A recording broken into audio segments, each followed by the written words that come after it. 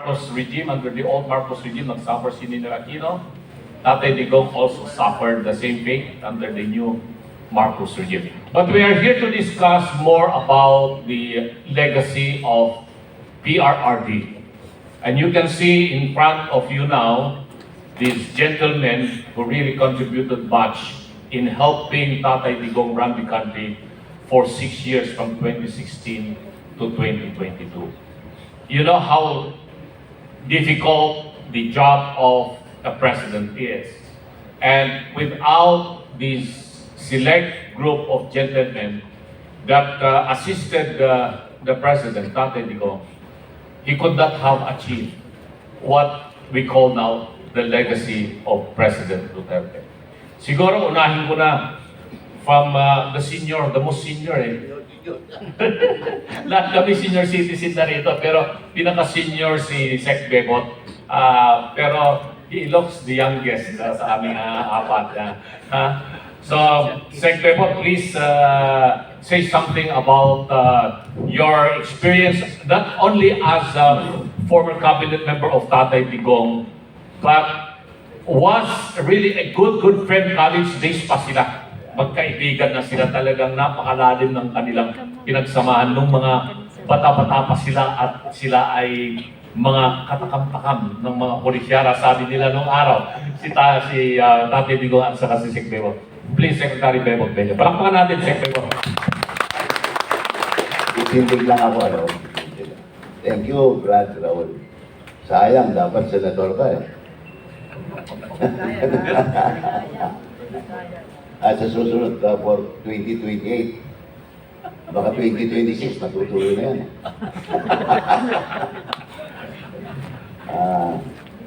Ging, Yusek Ging, may pinakamagaling na military officer. Silang nagpulong sa akin ng araw. Yung bakit saan gusto mo banggitin, alam mo na, si President Ramos, 1992, nagkasama kami, siya ang presidente ko, akong senador niya. Pero yan ang nagpulong sa akin eh. Inulong ako sa Davao niya. Inisyuan ako ng PDA. Alam niyo ba PDA? Preventive Detention Action. Hindi kailangan ng warrant of arrest, dadamputin ka. Pero dahil doon, sumikat ako sa Davao. Anyway, gusto kong ikwento sa inyo kung sino si Digong. Actually, ang tawag namin sa kanya, hindi Digong noon eh. Ang tawag namin, Rodi. At marami sa inyo, siguro hindi pa pinanganak nung magkakilala kami ni Digong. We met for the first time in 1964. Sino ba pinanganak na nun? Pinanganak na kayo. Pati si Astra, sigurado pinanganak na nun. College student na si Astra noon, 1964. 1964 to 1970, magkasama kami ni President Digong sa YMCA, isang boarding house dyan sa tapat ng Manila City Hall. Yan. Kasama namin dyan yung naging BIR commissioner niya. Ito yung isang pinaka-closest na friend ni President Digong. Si Commissioner Cesar Billy Dulay ng Bureau of Internal Revenue. Yun ang pinaka-close niya. Ako pa second lang ako. Meron din yung roommate niya sa YMCA ay si dating Foreign Affairs Secretary si Jun Yasay. Loko-loko naman yung si Jun. Hindi niya sinabi, Amerikano pa ba siya? Kaya nung pagdating ng kanyang confirmation sa commission ng appointment, rejected siya kasi Amerikano pala landing. God bless his soul. Pero kasama ni Digong yan sa... kasi ang YMCA merong third floor, second floor, third floor, first floor, at meron jungle. Doon si Digong. Kasi it's called jungle dahil ang kwarto doon 4 to 6 persons in one room. Kaya jungle ang tawag. Doon sa first, second, third floor, dalawa lang per room. Yan, doon ako sa first floor. At alam niyo paano kami nagkilala ni Digong? Ganito yan eh. nagkaroon ng eleksyon sa Night of Galahad ang tawag doon sa YMCA. And I ran for congressman ng 1st District. Ilocano ako, ang kalaban ko isang mas kuripot kaysa Ilocano. Sino ba mas kuripot sa Ilocano? Ha? Bulanon! Oo. Ang kalaban ko Bulanon, si Primo Digaw. Eh siyempre Ilocano ako, ang mga botante ko Ilocano. Pero mas maraming Bisaya. Mas maraming Bisaya, kaya sabi ko, wala akong laban. Kaya hanap ako ng campaign manager ko ng Bisaya. Nakita ko yan, si Tigong. Nakita ko, nagkakape siya. Sabi ko, bayaran ko yung kape mo ha. Pero ikaw ang campaign manager ko. Oo, pero meron kasamang siomay. Sabi niya, o sige, sabi ko. Pumayag siya naging campaign manager ko. Dahil doon, tinalo ko si Primo Digaw. Dahil, siyempre, si Digong, nandun sa jungle, maraming mga kasamaan doon. Kaya tinalo ko si Primo Digaw. Doon kami nagsama ni Digong. From 1964 to 1970 in the YMCA, and maniwala ba kayo? Na hindi ko akalain. Nung abogado na siya, abogado ako, sabi ko, uy, pre, maswerte ka ako, hindi na tayo makikita. Dahil ako mag-practice ako sa Isabela, ikaw sa Davao. Kaya hindi tayo magkarap. Swerte ka, kundi wala kang laban sa practice, sabi ko sa kanya. Akalain yung magiging pala ko. Magkaasawa ko ng gabawin niya. Kaya 1972, nagkita kami muli ni Digong. Kasama si Billy Dulay. Kasi si Billy Dulay, abogado siya ng Alcantara, one of the biggest company in Davao, yung legal, daging company. Alcantara Elsan, yun. Doon nakita kami ulit ni Digong. Pero alam nyo, nung malala ko nung nasa YMCA kami, alam mo kung magkano ang allowance namin? Siya, mas mayaman kasi governor ang tatay eh. Ang allowance niya, 100 pesos naman. 100 ah. Oh, malaki na yun. Ako, 60 pesos a month. Yung 30 para sa board and lodging, yung 30 allowance ko na papunta sa pamasahe. Ang breakfast namin doon, alam mo ba ang breakfast namin? Ha? Hindi, 1 peso 20 centavos. Sikat na yun. Meron ng itlog, meron ng tapa, o merong spam, o kaya yung bacon. 1 peso and 20 centavos. Pero pag wala kaming pera, kami ni Digong, pumupunta kami, lakarin namin from Manila City Hall, akyatin namin yung Quiapo Bridge, meron Chinese restaurant doon. Doon, bumibili kami ng fried rice. Alam mo yung fried rice na masarap yan. Alam mo magkano? 15 centimos. Pero tatlo na kami makakain yan. Kaya pupunta kami doon, bibili kami ng fried rice, babalik kami ng YMCA. Tatlo kami kakain ng fried rice. Ganun ang buhay namin si Digong. Kahit ng governor ang kasa niya, mas makunat pa kay Siloan. Yun ang namin ni Digong. And we became friends. Ang tagal namin nagsama ni Digong. I left Davao 1986 when I was appointed by President Cory Aquino as the first Deputy Minister of Justice. Yan. Ayun ang pumunta na ako ng Manila. Pero I still went home. And eventually, I left Davao 1997. Ngayon, alam nyo, ang dami nagsasabi na si Digong anti-peace talks. Akala nila anti-peace talks si President Duterte. Akala nila nakalaban niya mga NPA. Akala nila kalaban niya yung mga nasa kalula. Alam niyo yan kasi ako naging chairman ng GRP Peace Panel. Panahon ni Cory, chairman ako. Panahon ni Ramos, chairman ako ng Peace Panel. Panahon ni GMA, ako Peace Panel chairman. Panahon ni Digong, ako Peace Panel chairman. At ang dami nagsasabi na si Digong kontra peace talk. That is not true.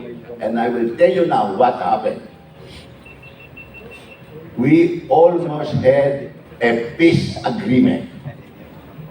One day, in the year 2019, about November. Pero before that, nagkaroon na ng IPA, yung tinatawag na Interim Peace Agreement, approved by the military authorities, approved by the peace panel, and ready for signing. Okay? Ang dami nagsasabi na ayaw ni Presidente pirmahan.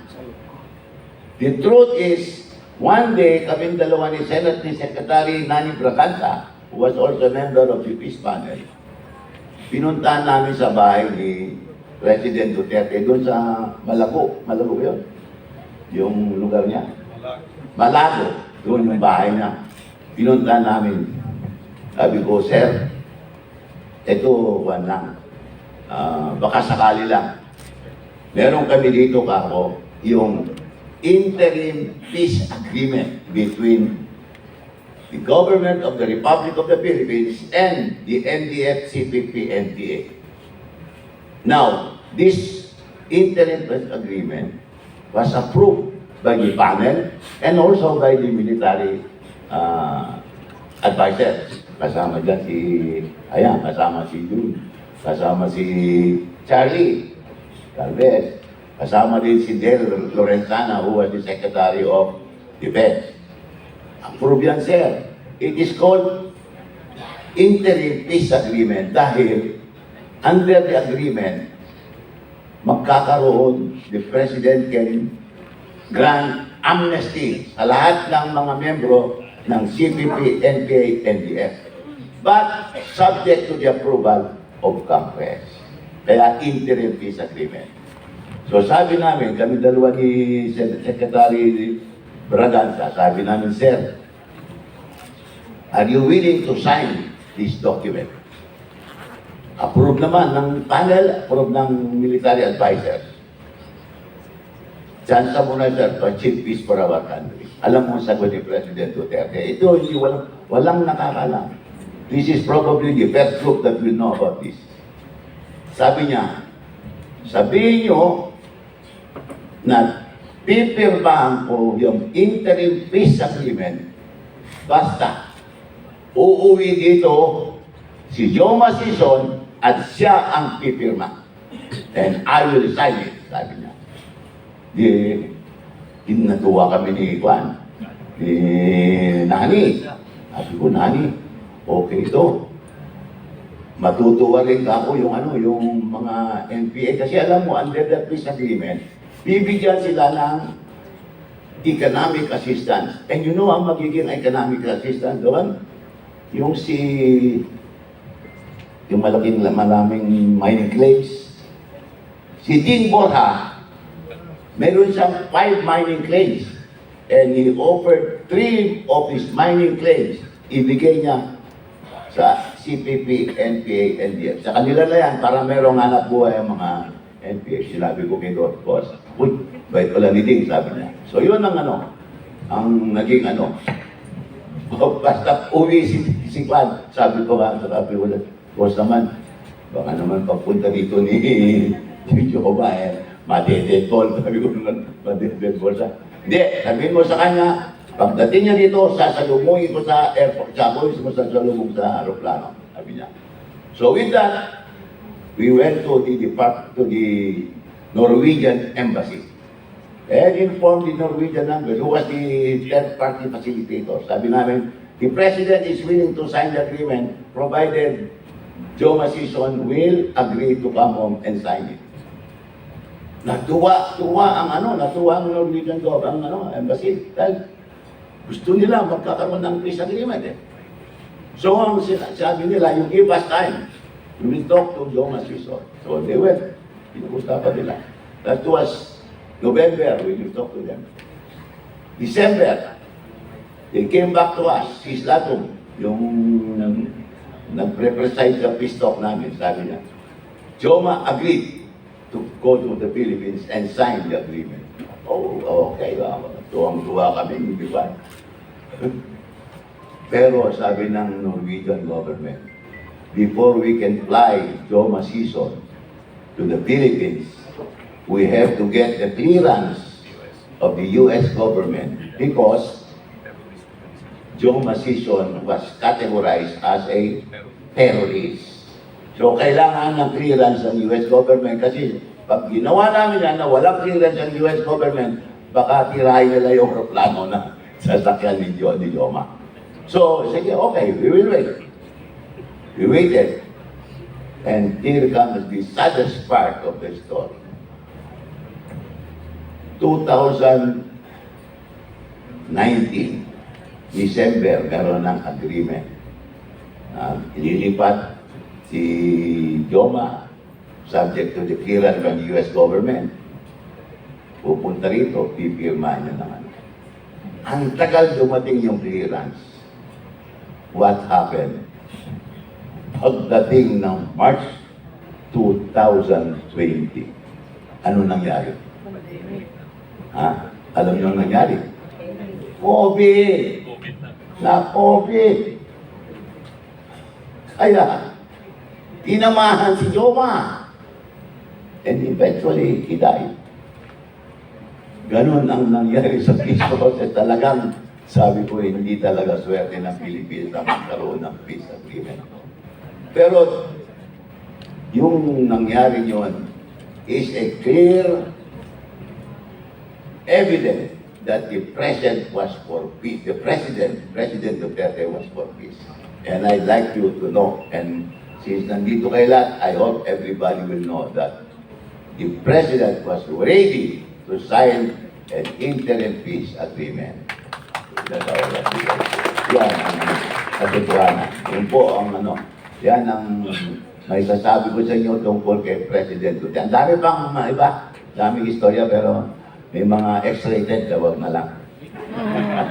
So maraming salamat. Good afternoon, everyone. Thank you,